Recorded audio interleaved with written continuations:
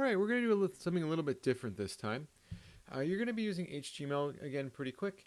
And I've been making you use buttons the whole time. So whenever you put some information into input, you've been having to always use the button. But I want to change that by using a different event listener so that when the person types something into the input, it automatically updates it. So to see how this works, we're going to create two paragraphs in the HTML.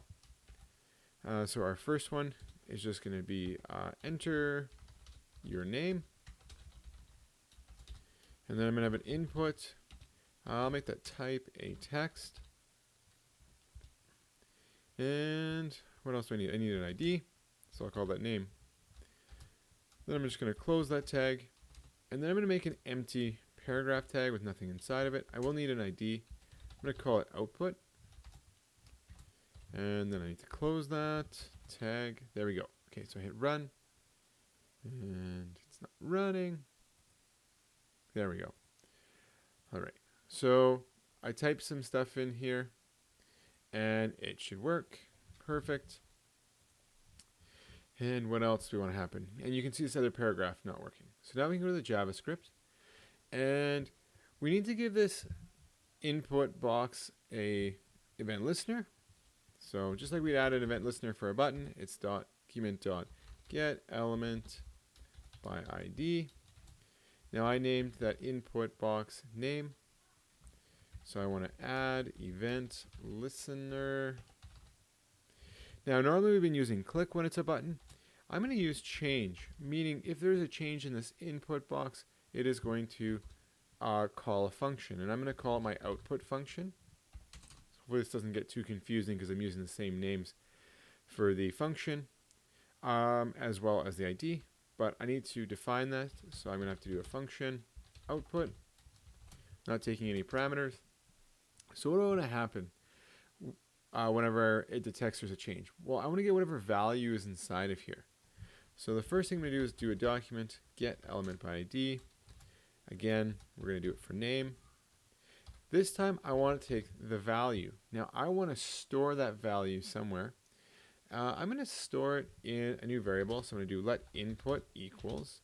So now this variable is holding whatever's inside of here. And then I want to output that into my other paragraph so that you can instantly see what's happening.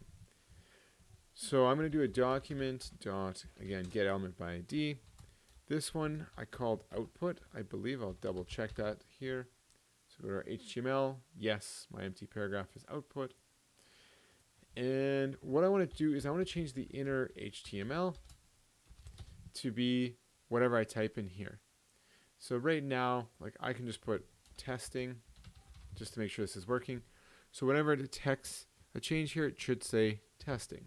Just make sure that works. So we hit run. REPL's going a little bit slow. There we go. Okay, so if I just type in Goerla, it should say testing. But I don't want it to say testing. I want it to say whatever I wrote in here again. And this is just to prove that it works. Like I could use this input to run in my function and do whatever I want. The red, green, blue one comes to mind. It would have been nice if you didn't have to hit a button to make it change colors in that video. So if we go back to my code here, my input is where I'm storing whatever I write in here. So instead of testing, I'm going to put whatever it's going to be equal to my input. So now if I hit run and I put Goerla, it says Goerla. If I start typing other things, as soon as I hit enter or I start typing somewhere else or press somewhere else, it automatically will run this because it's detected a change. And that's it.